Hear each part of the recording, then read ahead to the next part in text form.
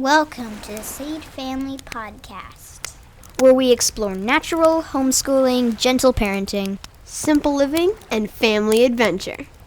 I'm Rachel Rainbolt, the Sage Parenting Coach, coming to you from the Pacific Northwest, where I live wild and free in connection with my 3 wildlings and the Papa Bear in our fixer-upper on the beach.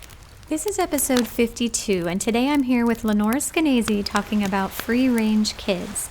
Lenore is co-founder and president of Let Grow, a nonprofit promoting childhood independence and resilience, and author of Free Range Kids, the book-turned-movement that got her the nickname America's Worst Mom. At Let Grow, Lenore oversees efforts promoting the idea that when adults step back, kids step up. So join us around the campfire and let's get living the family life of our dreams.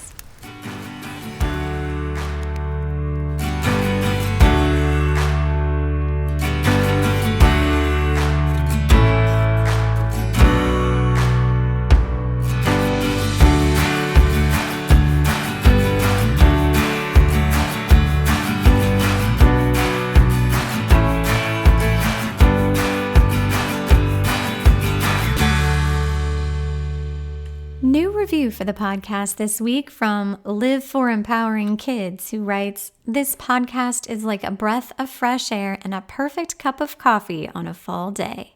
From the opening music to the soothing sound of Rachel's voice, and finishing with the most inspirational, action-oriented, and useful knowledge her and her guests share, I am hooked.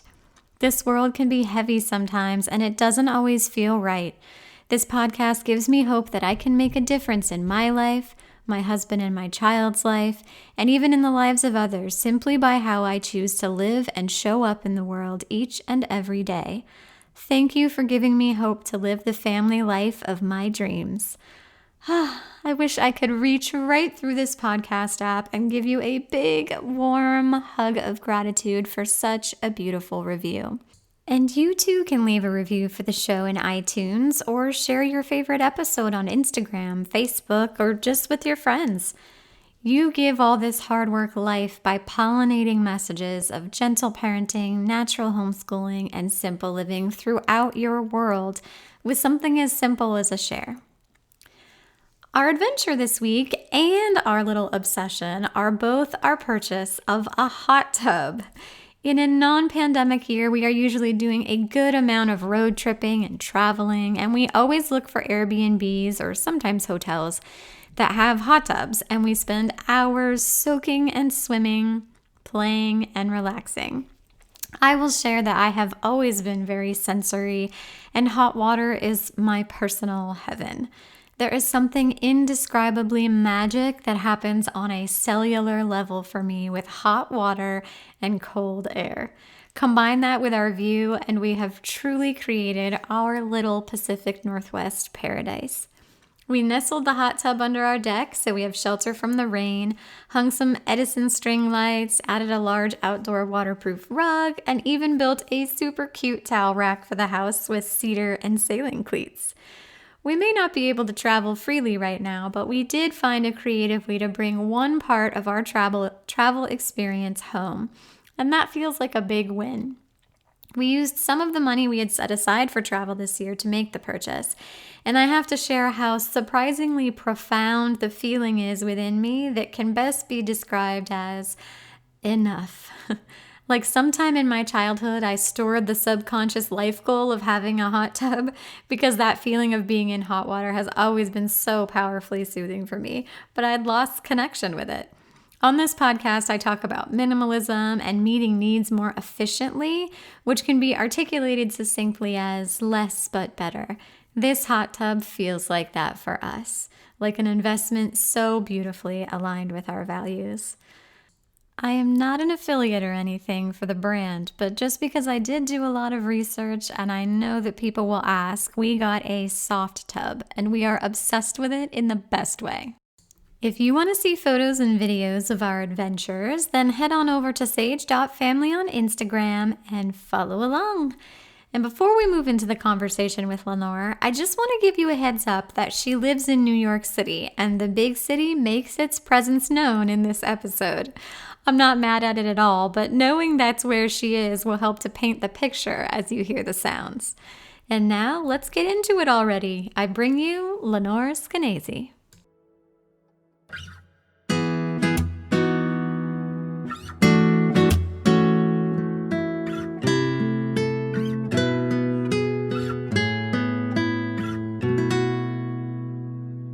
Lenore's book, Free Range Kids, had me laughing and nodding from start to finish. If you've struggled to overcome your anxiety to give your kids the freedom you hear me advocating for, then you're going to want to read her book and check out her new platform with Peter Gray called Let Grow.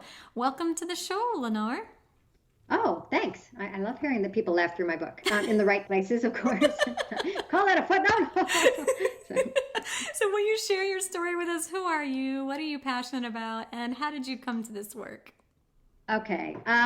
The story, I guess, is that when our younger son was 9 years old, my husband and I have two sons. You never hear about the older one. But when the younger one was 9, he started asking us if we would take him someplace he'd never been before and let him find his own way home on the subway here in New York City, where we live and where we're not homeless, but we are on the subway all the time. And so my husband and I said yes. And one sunny Sunday, I took Izzy, our son, to the fancy schmancy department store, Bloomingdale's, which you've probably heard of. And that's why we don't normally shop there. It is fancy schmancy. And I left him in the handbag department, and it wasn't like he was looking around going, "Where's mom? Oh my God, I'm lost." It was like we'd decided today was the day. And I went one direction, and actually right beneath the handbag department is the subway. Not like a chute or anything, but if you walk outside the door, Fireman pole. Right, that'd be funny, wouldn't it? A lot of lawsuit potential. Anyway, so he went in the subway. He talked to a stranger, asked them, "Am I going the right way?" The stranger said, "No, come with me, my pretty." The stranger said, "No, you're going the wrong way." Sorry, that's husband. That's were sad in the background, slamming doors. Not slamming. Just doesn't want to hear the story again, because the 9-year-old is 22 at this point. So anyway, so Izzy took the subway downtown and came up on 34th Street. The miracle on 34th Street was that there he was, and then he took the bus across town, and he came into our apartment levitating with, I'd say, feeling grown up and feeling believed in by us, and just on cloud nine. And I was a newspaper columnist at the time, and try to find a person who worked in newspapers who still has a job. And so I wrote a column called "Why I Let My 9-Year-Old Ride the Subway Alone." And 2 days after that column appeared, I was on the Today Show, MSNBC, Fox News, and NPR, defending my decision and defending my everything. And so that weekend I started the Free Range Kids blog to say, look, I love safety too.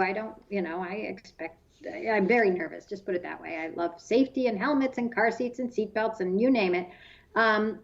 But this was a considered decision that I made, and I felt like parents should be allowed to make these decisions, knowing their kids, knowing their city, knowing their own parenting style, and so that became the thing. I just, Free Range Kids became a thing. I wrote a book called Free Range Kids that you laughed your way through, and then a couple of years ago, a philanthropist should always come into your life, and I don't actually know if he's a sociologist or a psychologist, but Jonathan Haidt, who is co-author of the popular book called The Coddling of the American Mind.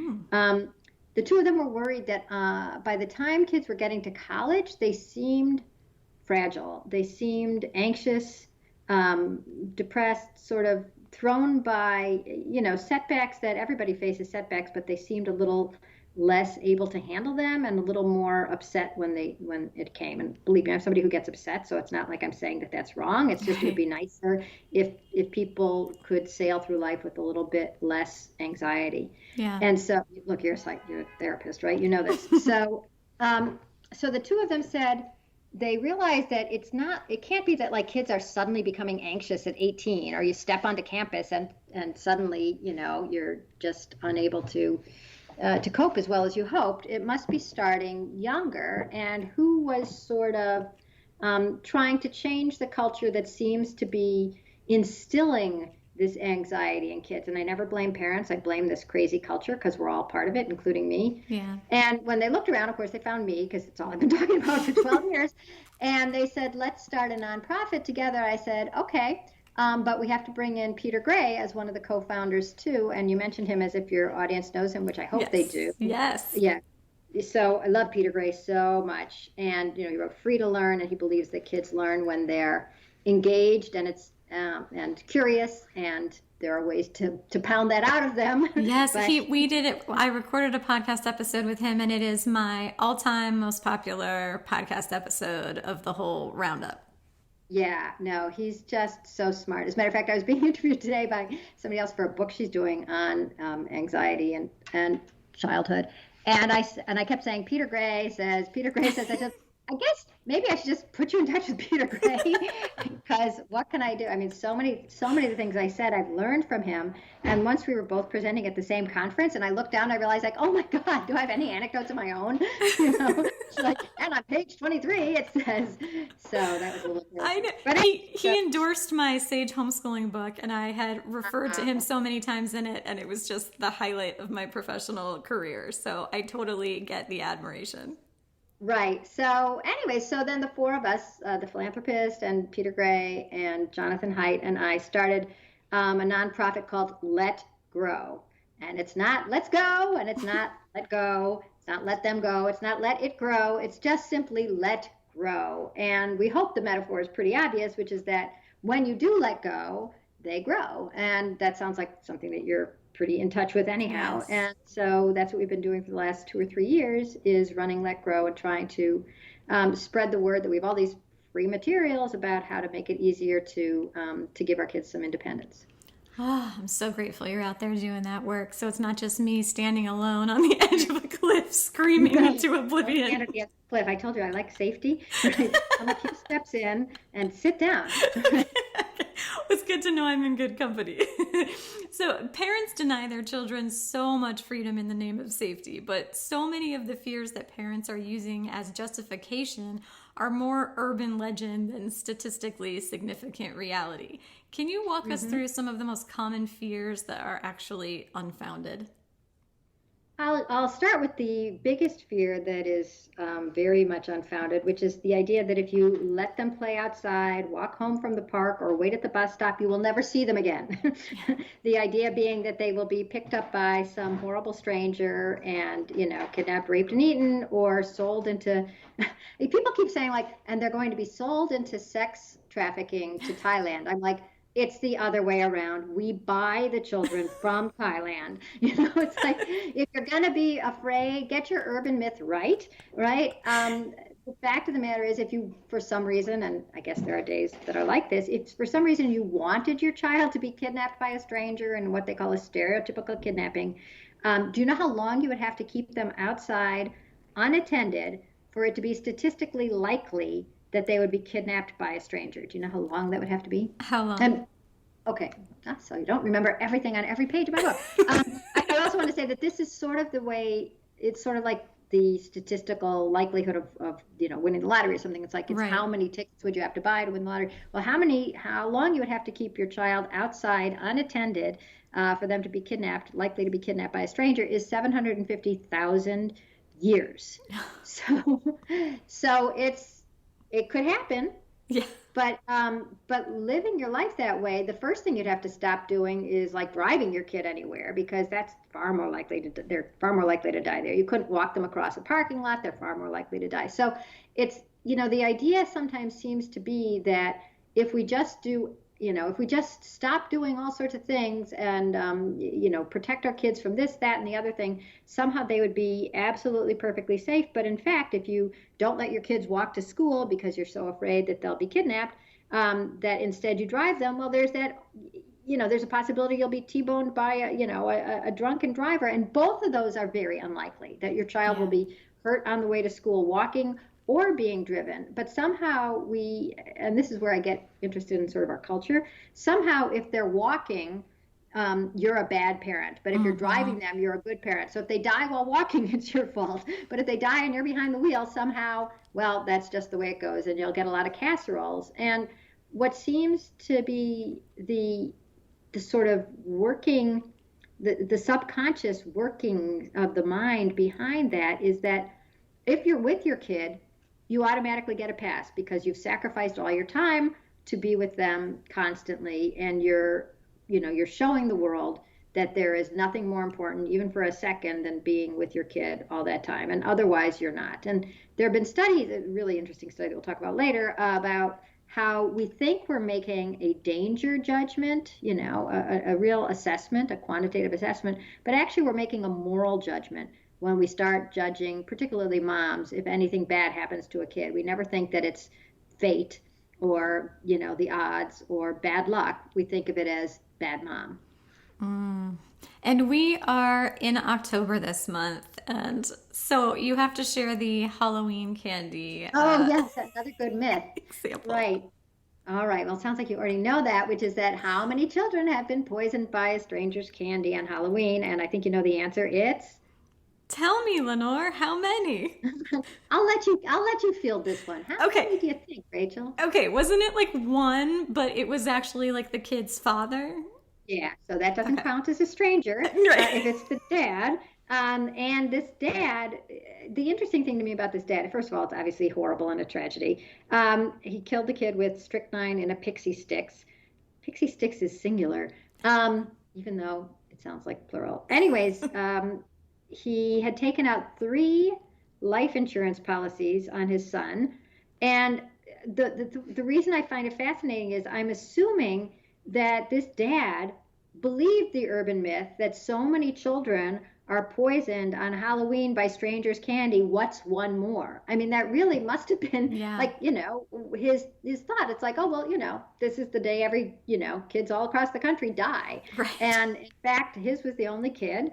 And he was quickly discovered and he was executed for his crime. Yeah, so I mean the answer basically is 0. Like no kids have been poisoned via their Halloween candy. Correct. And yet we have all these rules that we make and restrictions that we put in place to protect children from this thing that's not actually a thing. Mm-hmm. When I finally figured out what makes me tick, and it took like a decade, was it boils down to I am somehow furious at the real world consequences of imaginary dangers. And that's Halloween is like the test market for all of them, because thanks to this fear of strangers, first of all, once you start thinking like, well, they probably won't, but they might. My neighbors might want to murder my child with strychnine. That changes your whole outlook on your neighborhood, your neighbors, what your children can be doing. Why would you want your children walking around a neighborhood if it's filled with people who are patiently waiting till October 31st, but at that point they will kill your child? And that's why I talk about like how I don't get down on quote unquote helicopter parents, because if you've been told, and the news is always telling parents, watch out on Halloween. You're told to watch out for anybody who is on the sex offense list. In fact, there's been no evidence that any sex offenses go up on Halloween. There's not any recorded story of a child trick-or-treater molested by a person on the sex offender list on Halloween. But now you're supposed to worry about candy. You're supposed to worry about your kids being raped. You're supposed to worry about, strangers of every stripe. And the consequence is that, first of all, you start thinking that you're living in, a hellhole because you're surrounded by all these people who want to do harm to your child. And then what it demands, if you start believing any of that, is that you better be with your kid or somehow be very close by when they're thinking of eating, God forbid, one of the mini Snickers in there, because what if there's strychnine? What if there's pot? What if it's poison? You don't want them to knock on the stranger's door because, what if they're going to be dragged in and molested? And so now parents are driving alongside their kids or going with their kids on Halloween, or all these towns have started trunk or treat. Do you know about trunk or treat? No. Okay, so trunk or treat is not a bad idea in itself. It's just a bad idea as an alternative to trick or treating. And that's sometimes what it is considered. So trunk or treat is when a church or a community center, a synagogue, a school has a big parking lot, and they invite everybody to drive over and make a big circle with the cars, which I thought I could never do this because you have to back your car into a circle. I mean, that would be like death. But and then you open up all the trunks and you decorate your trunk as if that could be so festive. And then the kids go around in a circle and, they get candy from my trunk and candy from your trunk. And I always think, like, what could be a worse thing to teach kids? Remember, so kids, if anybody's ever offering you candy and they say, come climb in my trunk. So anyways, the point being that when these are presented to the public, obviously not this year because of COVID, but in years past, it's gaining in popularity. And it's often presented as like, finally, a safe alternative to Halloween. And it's like, Halloween was safe. So you pretend, like, finally, a safe alternative to water. Here's something you can drink. Like, when I was drinking water was fine. And so, once again, the idea that parents are these crazy harpies who are overprotective and driving their children nuts. It's like, if you've been told by the police department and your local, community center that at last there's an alternative that won't get your kid, kidnapped, raped, eaten, or poisoned, how could you not start worrying about those things? Right. So let's talk about that, like the news experts kind of thing. Like, why does it seem like the world is so much more dangerous nowadays when actually, when we're looking at the statistics, it's much safer? Well, you just mentioned two. News and experts are two of the main culprits. The news, of course, discovered that there's no story that people will tune into as much as, well, now it's politics, but it's also, in terms of kids, I guess, the story that people are glued to is if there's a child, preferably white, middle or upper middle class child, who preferably where there's videotape of them happily doing something before they were kidnapped, like opening Christmas presents or playing with a bunny. And then they're taken by a stranger. And this is such an amazingly powerful story that you can run the same news clip of the kid opening their presents, and then say, still missing day 522. And people will watch till the end of that segment because it is so upsetting. Yeah. And, the news doesn't care if they're upsetting you or delighting you. They want your eyes because the more people who watch, the more they can charge advertisers to advertise with them. And the news is not there to inform. The news is there to make money. And so if that's the story that they have to tell over and over again, by golly, they will. It's the same sort of thing now. Actually, it's getting me so sick about how everything is politics. It's like, really, there's nothing else going on in the world other than politics. But in a way, what does the news care? The news is there to catch your attention. That's why there's clickbait, and keep you there as long as possible. So the news is partly to blame, and then the news media, sort of give ideas to Law and Order, which is on every single second of the day. And I should know because my neighbor, who was very ill for a very long time, I could hear Law and Order through the wall all day long and all night long. And it's like, you want to leave this earth if that's all you were watching was Law and Order from the time you were up to the time you were. So anyway, Law and Order will take those stories again, as will all the other, scary drama shows. And once again, why is there Law and Order SVU? Because special victims means children. And so if you like watching, people being murdered and tormented and raped, why not watch them with kids? It's even more upsetting. And for some reason, because we are upset, we watch. It almost feels like you're doing something good, like being mad at those people who would do something to kids by watching. So you're not. You're getting more upset, and you're getting what there was this sociologist in the 60s or 70s, and I can't remember his name, but he was in Pennsylvania, and he came up with the term mean world syndrome. And it was simple as this. It's the more TV you watch, and I would say, obviously now some more internet news as well, the more awful the world seems to you. So the more you stay inside, so the more TV you watch, finding out that the world is so awful. I mean, really, my neighbor really thought that the world was just crawling with creeps, and every subway ride was going to have a guy with an axe, and every corner was going to have a flasher. And thank God that actually isn't the world we live in, but on TV it is. And so TV is driving us crazy with fear because the way the brain works is just like Google.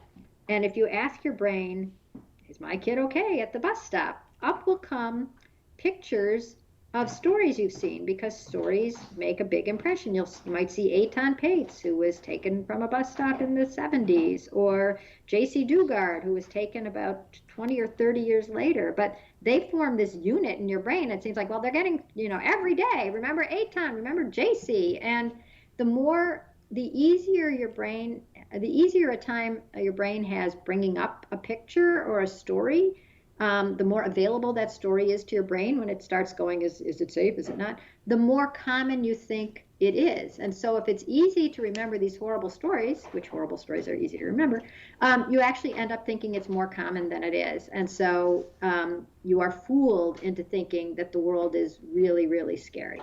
Yeah, so it's like the news creates the problem, and then the experts sell you the solution to that non-existent manufactured problem.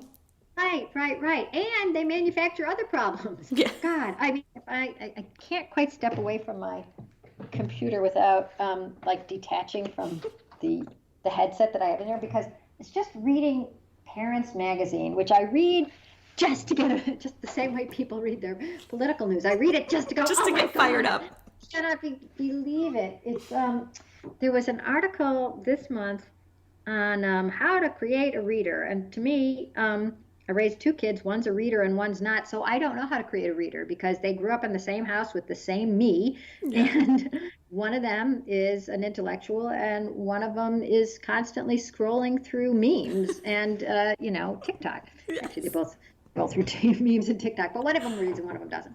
So the point being that I don't know how to raise a reader, but I know that what they're saying is terrible because an article in there said, remember, your kids are so young, they don't even know, they'll be attracted to the pictures. I'm like, oh yeah, that does sound bad. And so, why do they even have those horrible picture books?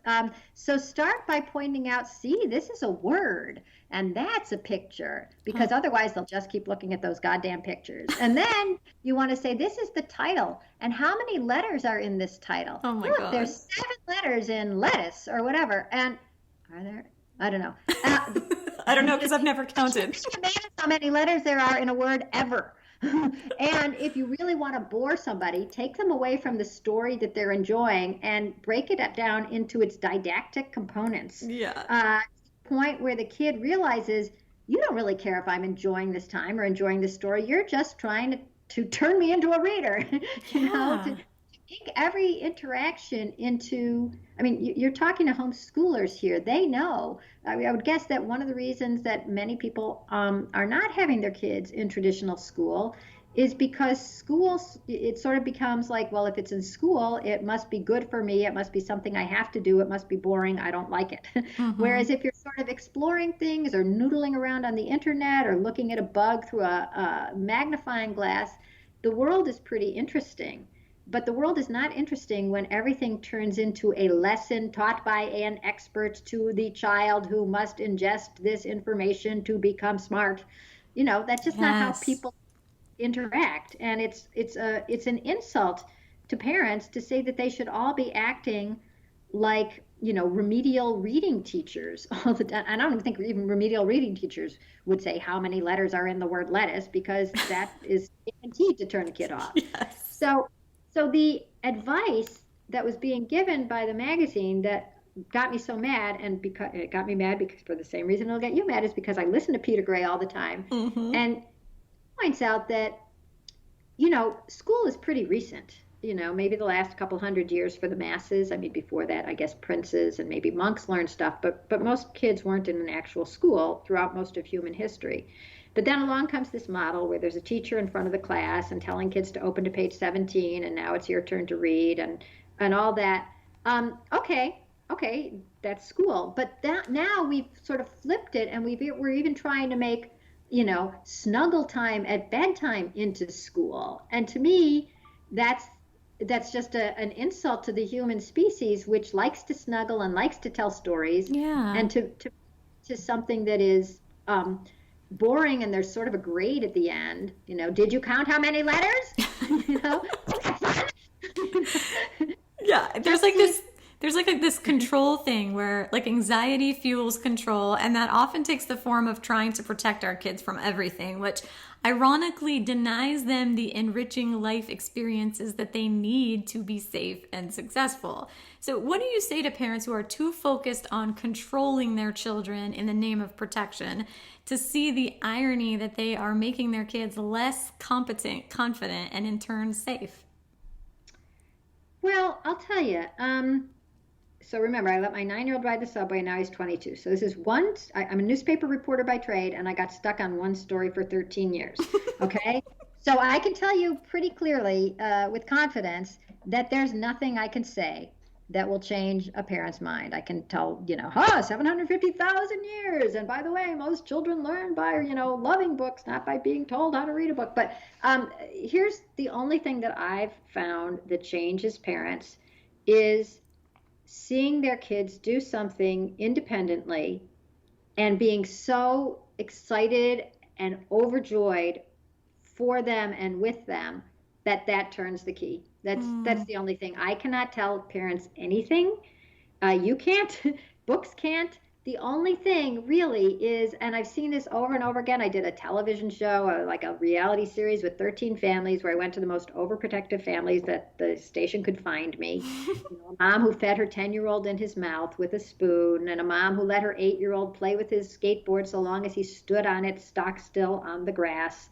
A mom who took her 13-year-old into the ladies' room with her, and he's a boy, because she was afraid that he would get raped in the men's room. These were parents who were, one family that said, I wish I had a stroller that had space for 5 kids, because I would never let any of my kids out of the stroller. So these were families that were really, really, really protective. And I'd say most of your listeners would probably recognize them as over the top, right? Mm-hmm. Mm-hmm. And my job, described to me by the producer, was to basically sit with them while I sent the kids out on errands. Like, okay, you have to go play in the forest for an hour. Here's a watch. You have to go, go get bread for dinner.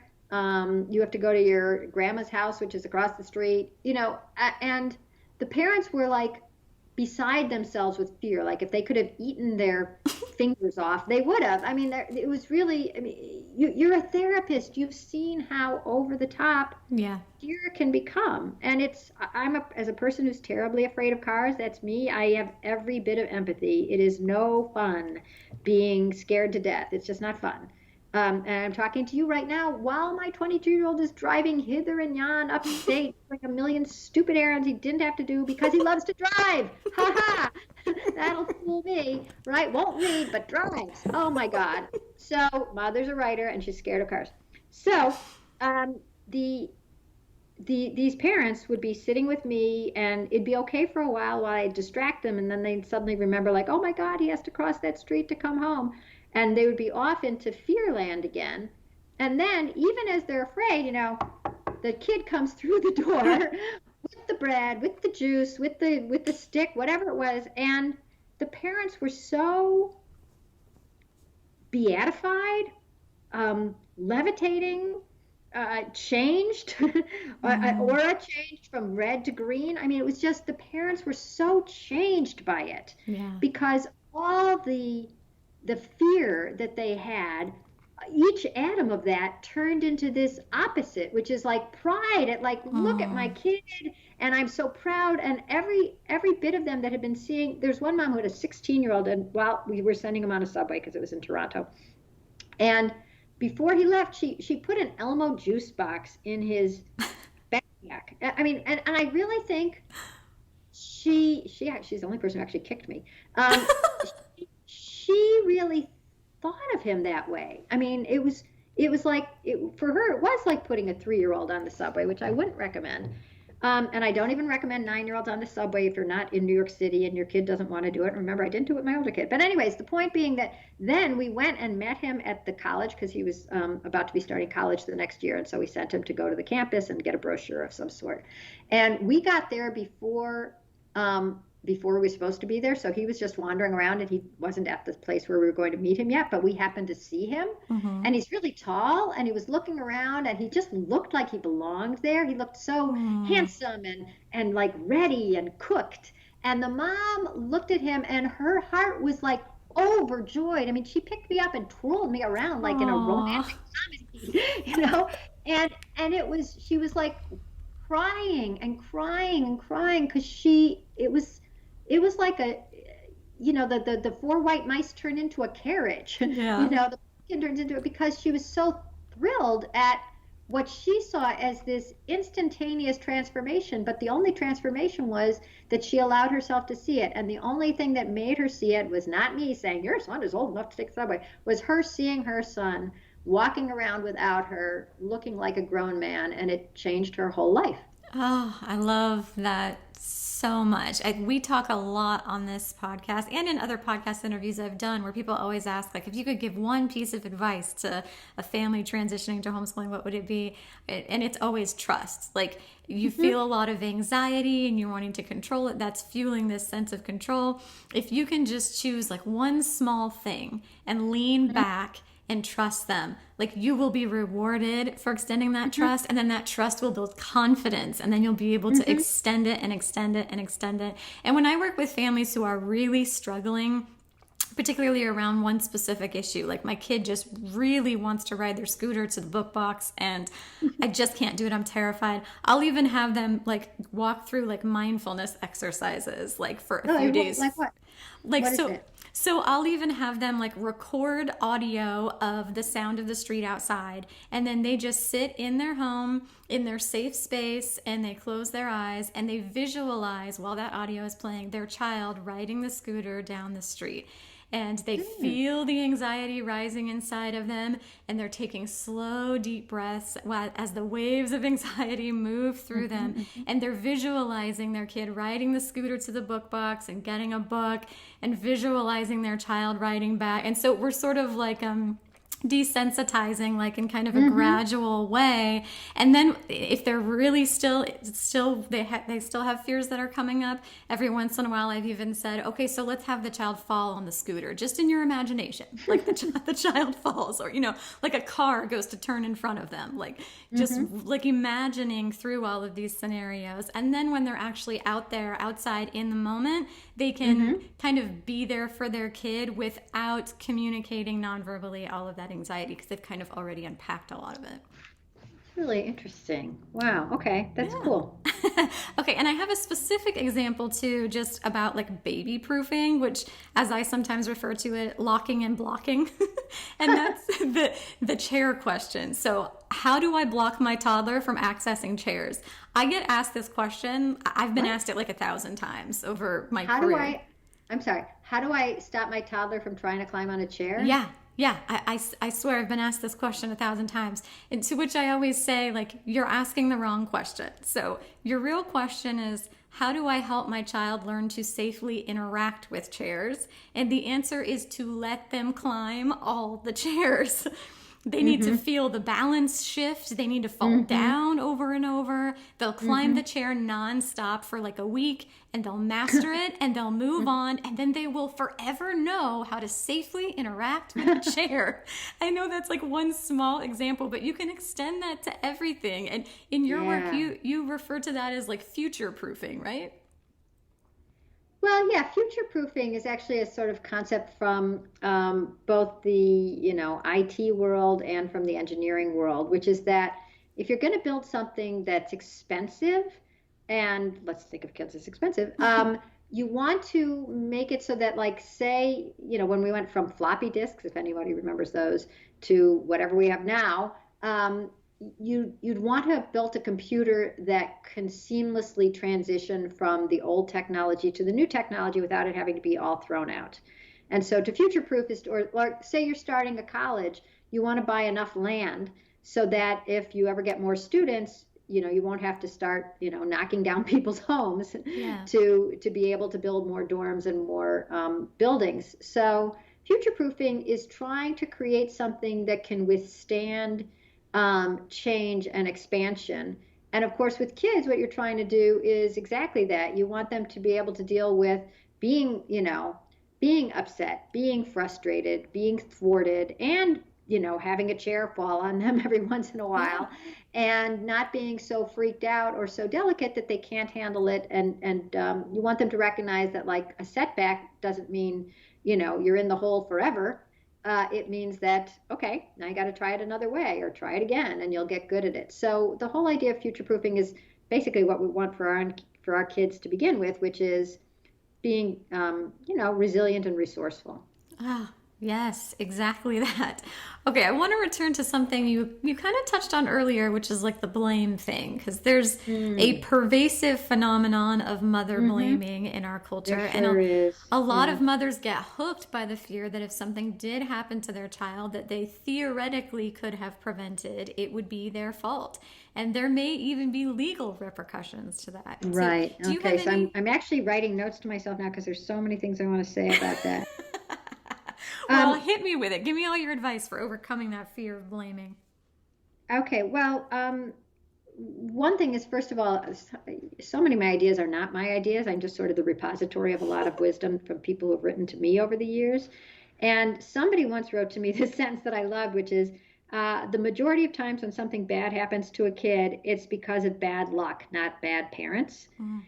And I wish we could get that perspective again. And the reason I think that we are quick to blame is because we've sort of been trained to do that. I think in earlier eras, even my mom's era, if I had wandered off at the fair and she couldn't find me for an hour and she was telling Mrs. Gaston, my neighbor, about it, she'd say, like, "Oh my God, Lenore wandered off. I couldn't find her." And Mrs. Gaston would go, "Kids." Right? And they would roll their eyes and have another sip of coffee, and that would be the end of it. And it's like, that was it. Nobody would say, "Why weren't you with her? Why weren't you Velcroed? Why didn't you write your number in large numbers on her arm? Why didn't you, bedeck her in, fluorescent paint, and you could have seen her as the sun went down." So one of the ways to sort of lessen that feling is to create a community. In the old days, it would have been, a church or a synagogue, people who believed in a higher power, and who understood that if something bad happened, there was, who are we to say God works in mysterious ways?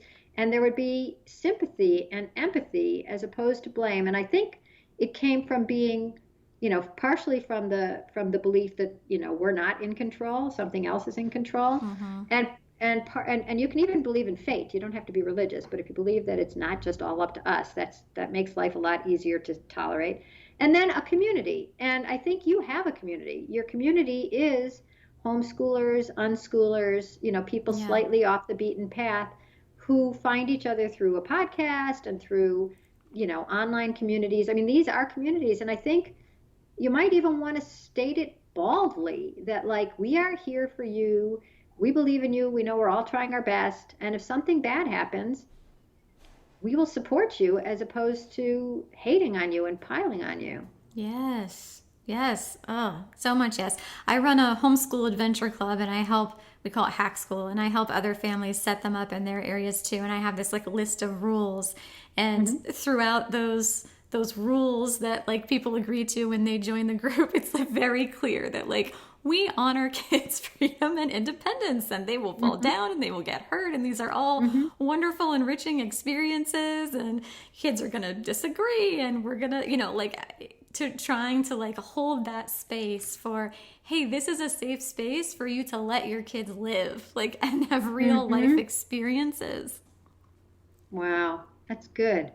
The other thing we're trying to do at Let Grow is, in 2018, 2 years ago, Utah passed the first free-range kids law, and it said it's basically narrowing the neglect law. So it's not neglect to take your eyes off your kids, to let them walk to school or walk to non-school, walk to unschool, or walk backwards from school, saying, "Get away from me, school." It's not neglect to let them play in the park. It's not neglect to let them come home with a latchkey. I mean, there are so many people financially stressed, certainly at the time right now, that you can't always be home every single second of the day. You sometimes have to work two jobs. And so if your 8-year-old comes home and is home with, with the cat for a couple hours, that's not neglect. If you've taught him or her, here's what you do in an emergency, call 911. Sometimes the here's what you do in an emergency gets to be so outlandish that even that upsets me. Like, and here's how you do, CPR if the person has hemophilia, and and so while you're dialing 911 and stanching the wound and giving them chest compressions, don't forget to, never give them a sip of water, but they need a little wine. So you don't have to go overboard, but if they know how to use the phone, and especially if they know some of the neighbors, that's it, right? Don't play with fire, things like that. Yes. So what am I telling you about? The legal thing. You were talking about the Utah law. Thank you. Right. So the Utah law was great.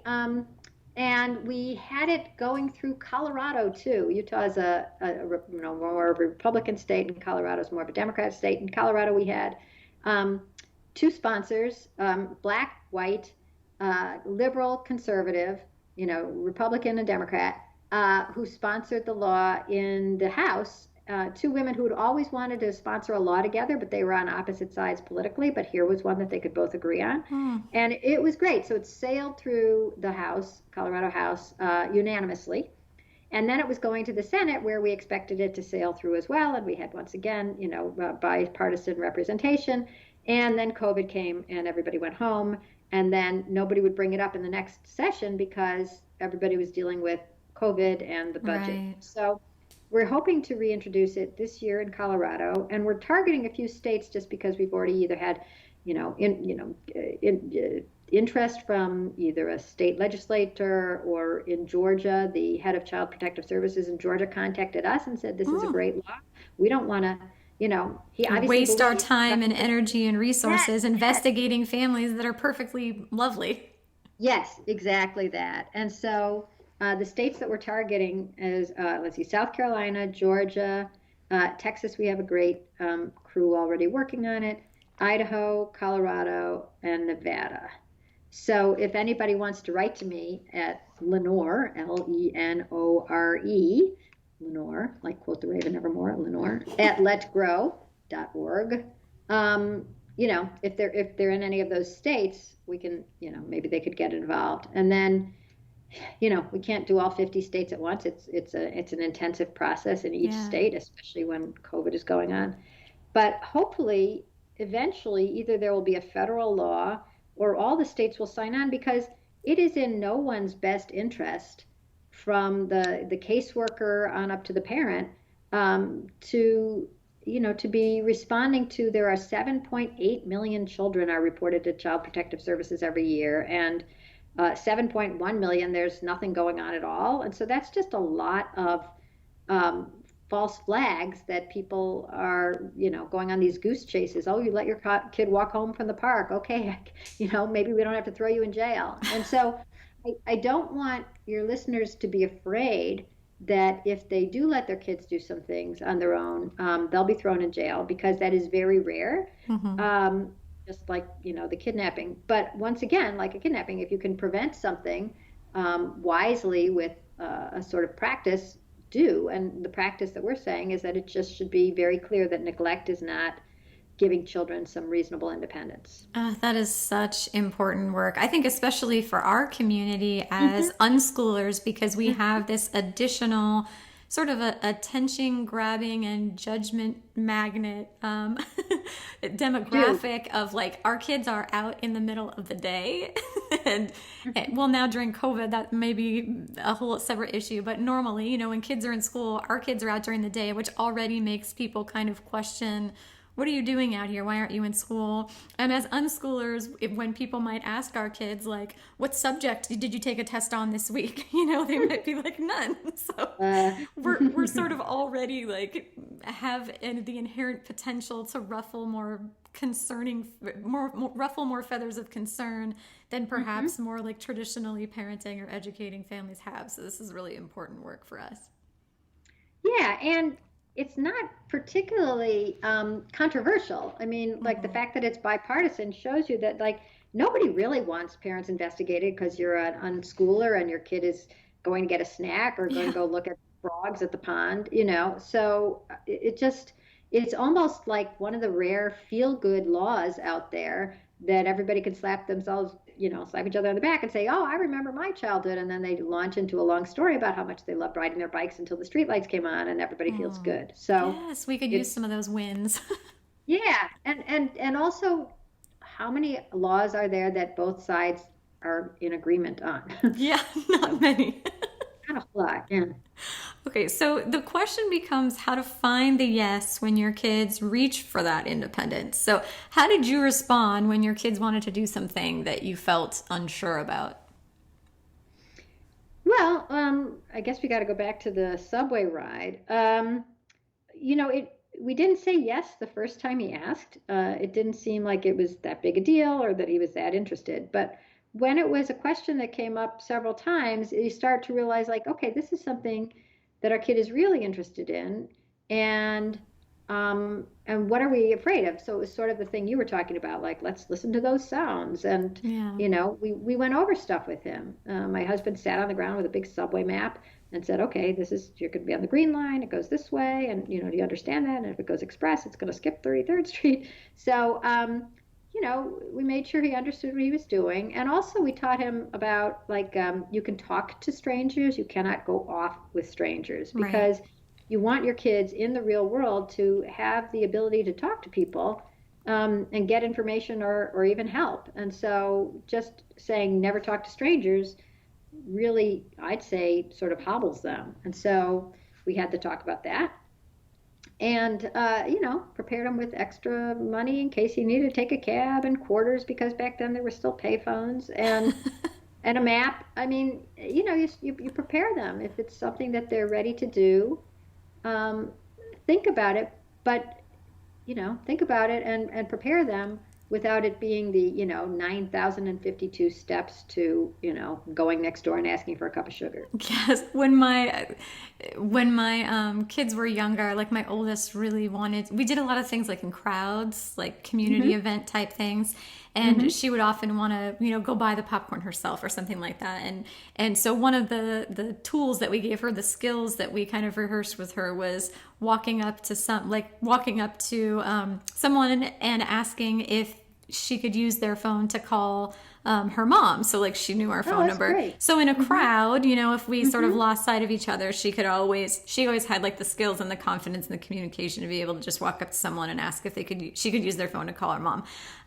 And she did that several times. Oh, wow. Wow. And I think she really like enjoyed doing that, like the independence of doing that. And I don't think there was a single time where, like, when I really came needed to call you, where she really needed to call me, but that was fine, and B, like, where the person who was standing with her didn't look at me like I had 8 heads, or I was like the world's worst mom, and I just felt so great about it. I'm like, how amazing that my kid has these skills, like, and this confidence to be able to go off and do this and do these things on her own, and to like utilize people in the environment and all of that kind of stuff. So I saw it as a big success, despite the fact that I got a lot of very disapproving looks from other adults when my kid would do that, but she was just beaming. I think that sounds fantastic. I mean, if you could see me, I'm really smiling.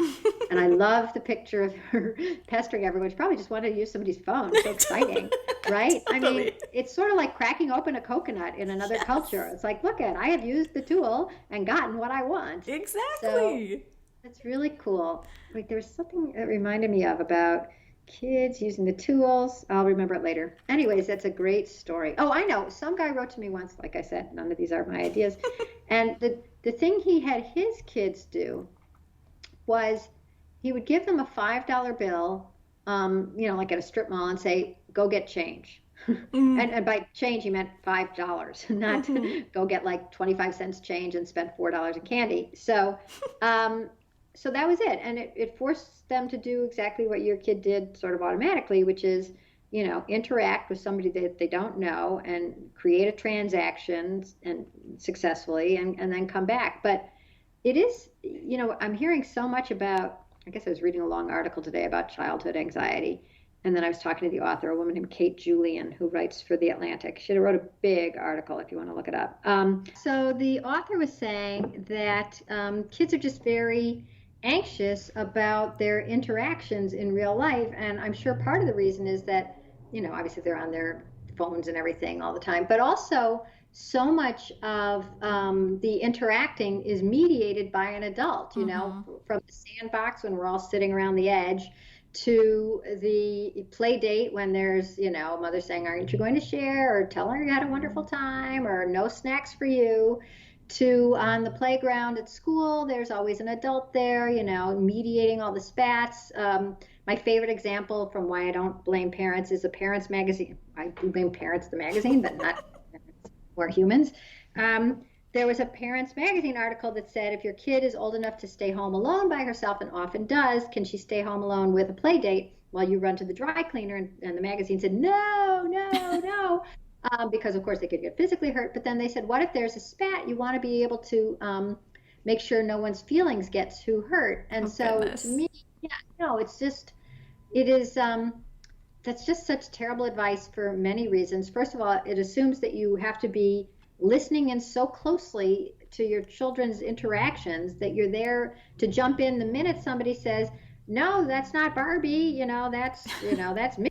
Going back like 1,000 years. So you have to be, you have to be listening for, any kind of sound of distress in an interaction, and then also that they couldn't figure it out on their own. Yeah. That only you are, Solomon-like enough to intervene. And how do you get to be Solomon? You get to be Solomon because you've played for all those years with your friends without your mom or your dad or a teacher or the dean intervening on your behalf. And so one of the reasons that kids are so anxious is that they, each interaction becomes fraught because it's a new experience, and they've also already been told that if it doesn't go well, they might be hurt forever, and they're not used to it. So that's it. You just got to take a deep breath and trust that your kids are going to feel upset and frustrated and betrayed and stupid some of the time, because that's something that they have to,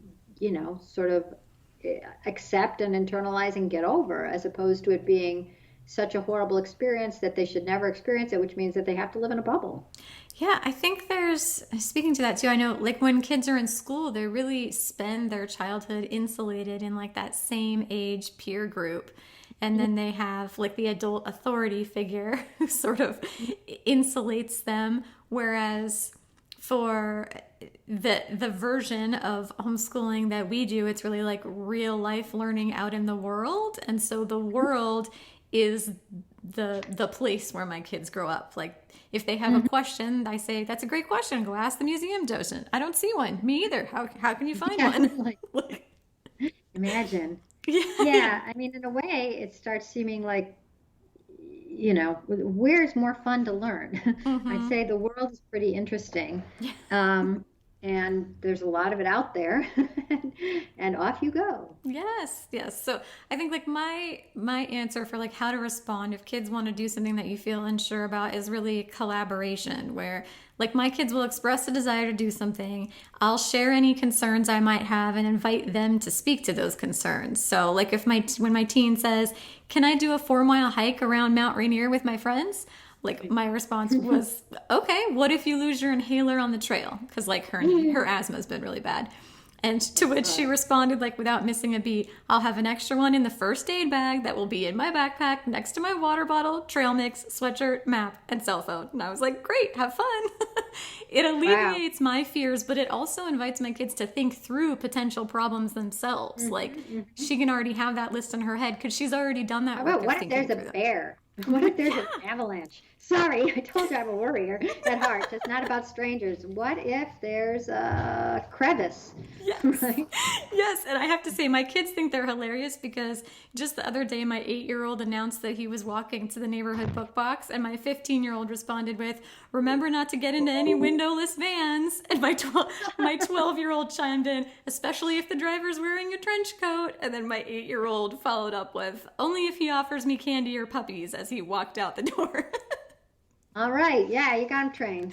Yeah, it's like on the one hand, like, yes, they're trying to make fun of me, but on the other hand, I love that it's like they're in on the joke from the larger culture about like... Right. Yeah, this is what the culture, like, it tells you that the dangers are. It's true. It's true. That's great. Actually, you know, sarcasm and a little bit of feistiness on the part of the kids, a little bit of insult that this is, the culture thinks that we're so delicate and so stupid and so needy. And, how dare the culture tell my mom that I can't, read a watch or come home on time or do anything without her watching. I mean, it's nice to engage their rebel side on behalf of independence. Oh, yes, I love that way of looking at it. Okay, so the last main question that I wanted to ask you was about kind of how to relax. So thanks to those mirror neurons that we have talked about in previous episodes of this podcast, your children absorb your emotional state. So if you are relaxed and have confidence in their ability to navigate their experiences and to be okay, even if things don't go as expected, then they will feel that too. So can you share a time when you had faith in your kid and it really paid off? No, because I have those mirror neurons going 24/7. I guess, obviously let them ride the subway and that turned out fine. But I'm still very nervous, like I said, about anything having to do with cars. And so, and yet somehow they get to be a certain age and they drive, gall darn it.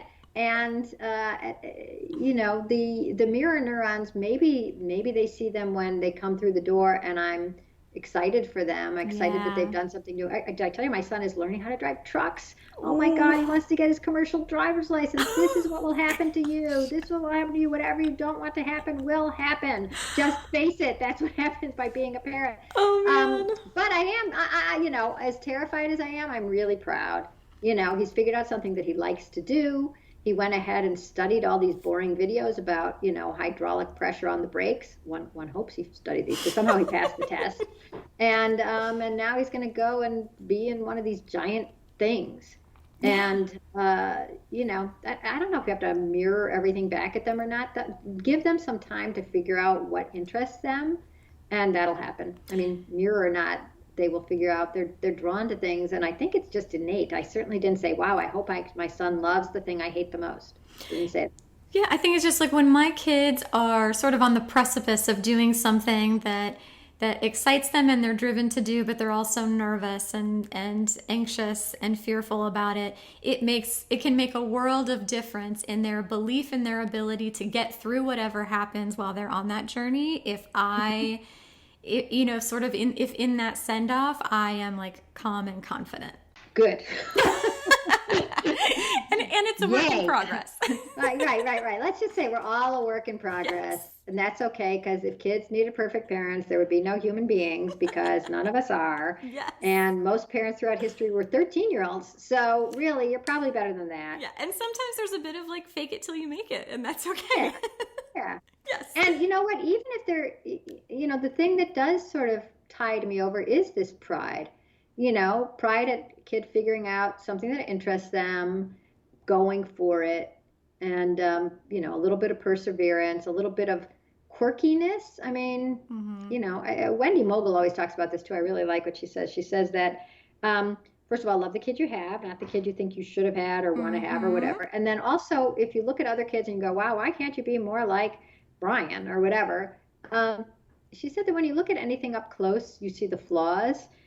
And obviously, we're looking very closely at our kids, probably more closely than anybody ever has in the history of the world, because we're so attuned to them and told to watch them by Parents Magazine every single second.